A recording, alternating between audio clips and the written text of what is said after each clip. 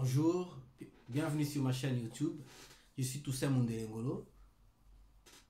J'ai beaucoup reçu des appels aujourd'hui et par les passés par des gens qui proviennent de l'Afrique, qui sont en Afrique, qui ont une situation plus ou moins aisée, qui sont cadres dans des entreprises, qui sont des commerçants, des libéraux, des entrepreneurs chevronnés en Afrique, qui parfois me posent la question de savoir comment ils peuvent faire s'ils veulent disposer d'un titre de séjour, d'une carte en France, bien qu'ils ne résident pas de manière régulière sur le territoire. En fait, en gros, ce qu'ils veulent, c'est d'avoir un titre de séjour, une carte qui leur permet de se déplacer, donc de venir en France ou en Europe comme ils veulent, au lieu de passer par des ambassades. Donc aujourd'hui, je vais vous traiter de ces sujets-là.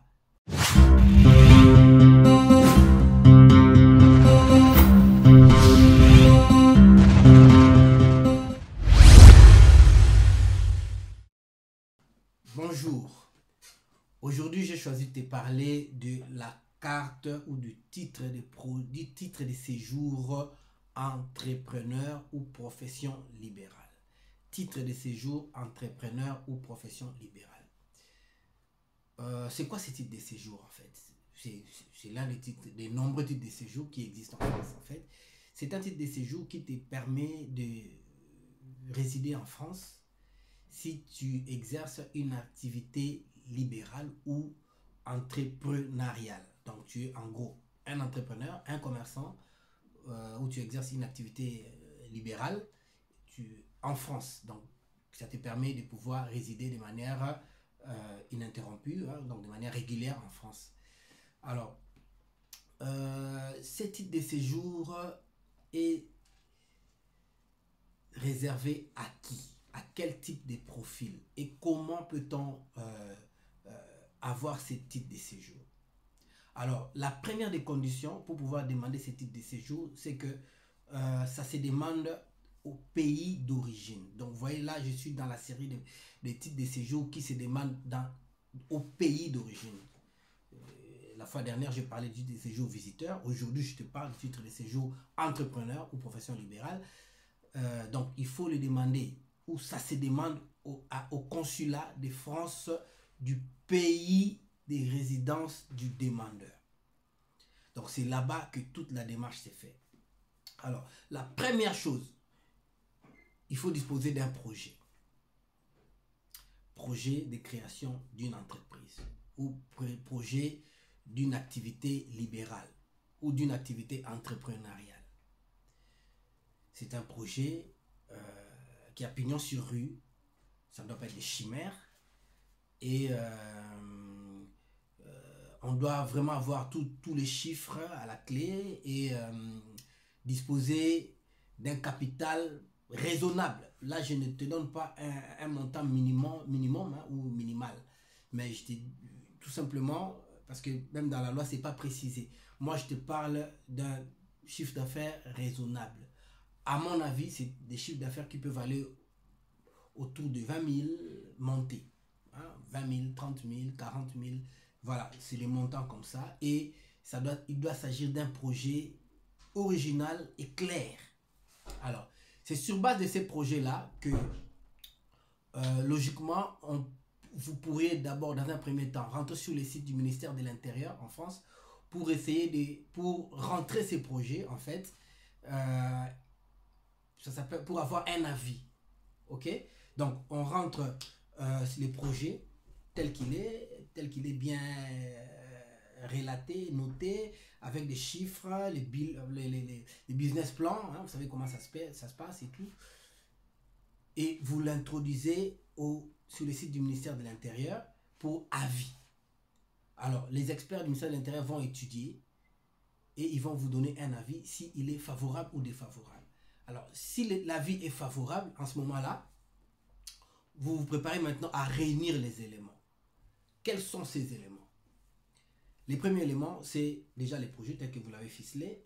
Deuxième élément, c'est un bail, donc, ou un projet de bail, c'est-à-dire là où vous comptez résider en France, il faudrait disposer de ça, c'est-à-dire si vous avez déjà trouvé un arrangement avec un bailleur en France, vous pouvez déjà signer un projet de bail, tout ça, où il fait une note pour dire que voilà, je suis le bailleur X, je promets de donner mon bien en bail à monsieur Y, voilà, sous condition d'obtention de visa et tout.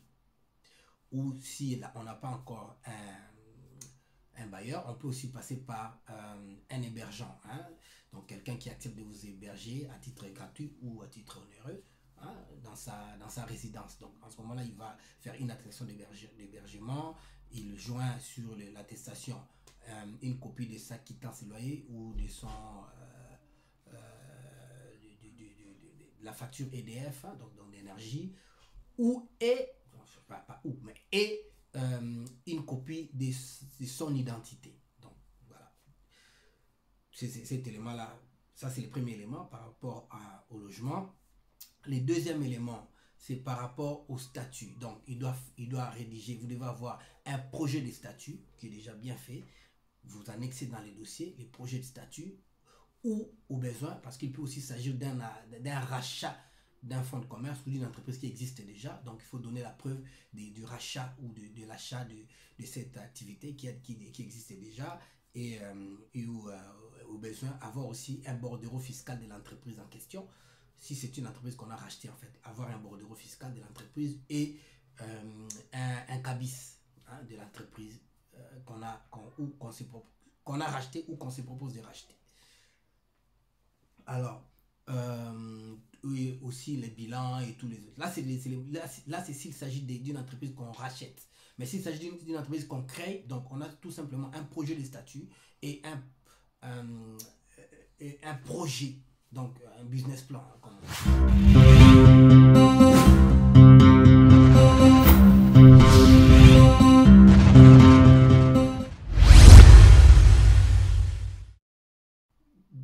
autre élément, c'est qu'il faut justifier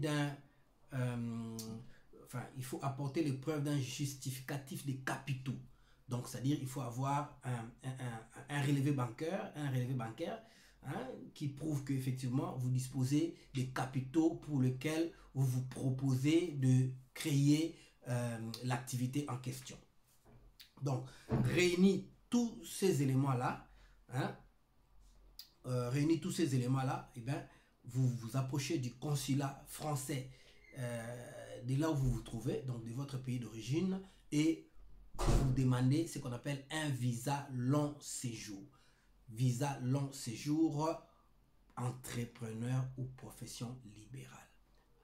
À mon avis, si vous avez tous ces éléments, rien ne vous empêchera à pouvoir avoir ces visas. Dès que vous avez ces visas, c'est un visa de plus de 3 mois. C'est ce qu'on appelle visa long séjour. C'est un visa de plus de 3 mois. Donc, ce n'est pas un visa qu'on obtient maison Schengen ou je ne sais pas moi quoi. Ça s'obtient uniquement à l'ambassade de France, donc au consulat de France.